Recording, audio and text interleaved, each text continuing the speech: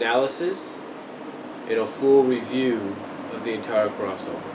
But right now I am keeping up to date with it, and I may have to end up getting more totes just for this entire crossover, to be honest with you. But overall, but overall, that's just what's going on, and I could see where some fans are coming from and I mentioned this in the review at the end. I can understand where some fans are coming from, and I talked about this in another video, how they feel they're mixed about this whole crossover, how they feel it's not living up to what Worlds Collide was, and I can see that because it is overcrowded. It seems it's got a lot of characters in it.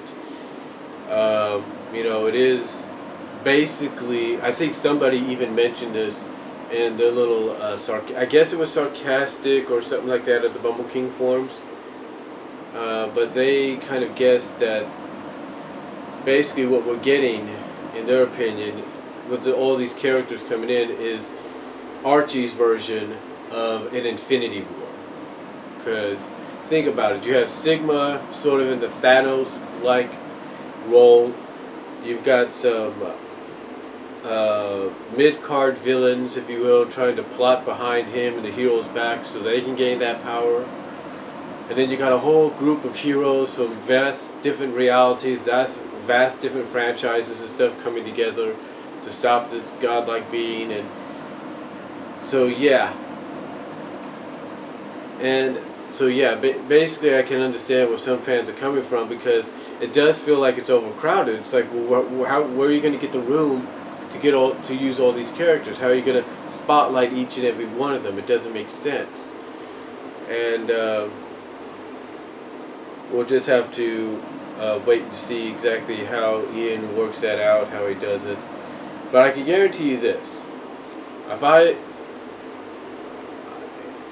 I and anybody else knows Ian Flynn like we do, if myself and any other fan, whether it's people that like him, people that don't like him, people that are in the middle, if we all know Ian Flynn like we do, he's probably going to be glad when this is all said and done.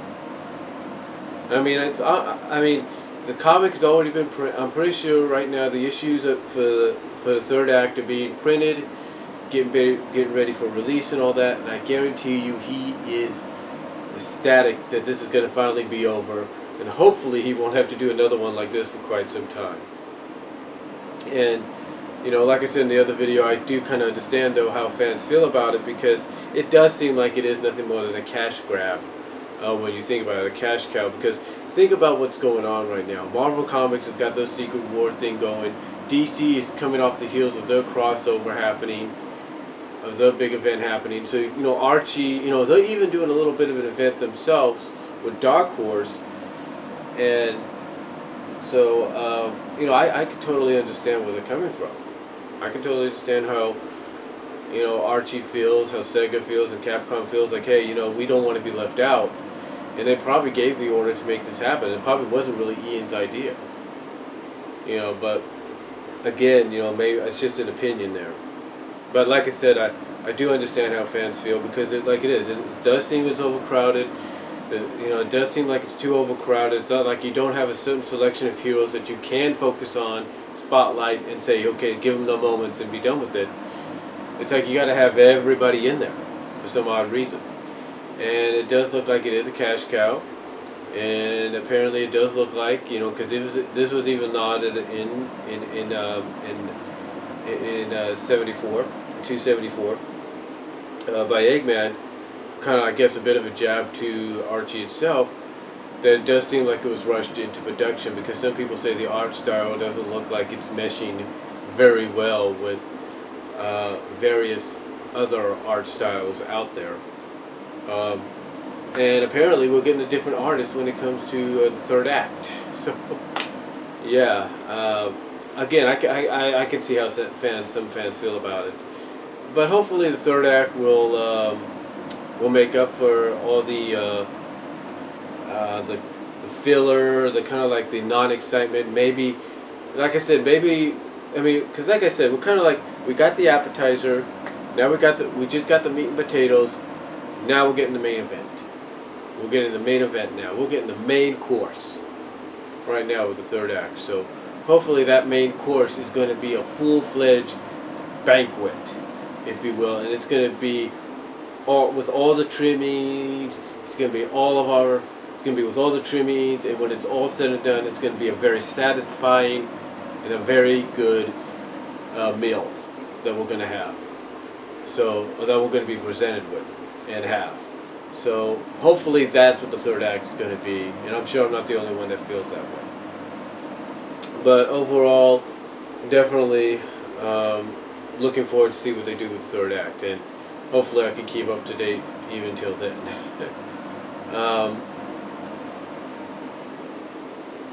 What else? Can't really think of anything, but like I said, we did get some concept art for the upcoming post-crossover issues. And if you're a Megaman fan, apparently they did confirm it's not being canceled, it's just being put on hiatus. I guess it's to help them space out the stories more, come up with better stories, better planning. And I'm guessing, in a sense, like I've said, I'm thinking this whole situation with Boom being canceled, but the comics still being published, and things like Sonic Special Magazine and Super Digest and whatnot, I can almost guarantee that this is all due to financial reasons. It's just my opinion, but I think it's all due to financial reasons. And it's also to allow them to get things straightened out behind the scenes so that they don't fall behind on subscriptions, and they get things right and they get a lot of things corrected and righted the first time behind the scenes. That's just my opinion, but I also think it's mostly financial. But overall, those are just my opinions and thoughts on the Sonic the Hedgehog comic book. As far as the franchise goes, apparently Fire and Ice, which is a Sonic Boom Sonic Boom sequel for the 3DS, is coming out. If not out already, it's coming out. And Sonic Runners, which is a mobile game, has gotten its sequel, and it's Sonic Boom related. And it seems that Cartoon Network may or may not have ended the daily run of the Sonic Boom cartoon series, and is going to focus mostly on the weekend showings, on the Saturday morning, Sunday morning showings of Boom. So we'll just go from there. We'll just see where they go from there. And apparently we didn't get no information yet on the movie. We didn't get no stills or anything, no trailer, no teaser. So hopefully that'll be coming maybe at the New York Comic Con. We'll have to wait and see. But that's really all I'm going to say, folks. Let me know what you think down below. Comment if you like. But again, those are just my monthly opinions on the Sonic Boom comic book and franchise. And not Sonic Boom, I'm sorry, Sonic the Hedgehog comic book and franchise. I'm sorry there. Got Sonic Boom on the brain for some reason. But the Sonic the Hedgehog comic book and franchise. Let me know what you guys think down below. Comment if you like. And I am out.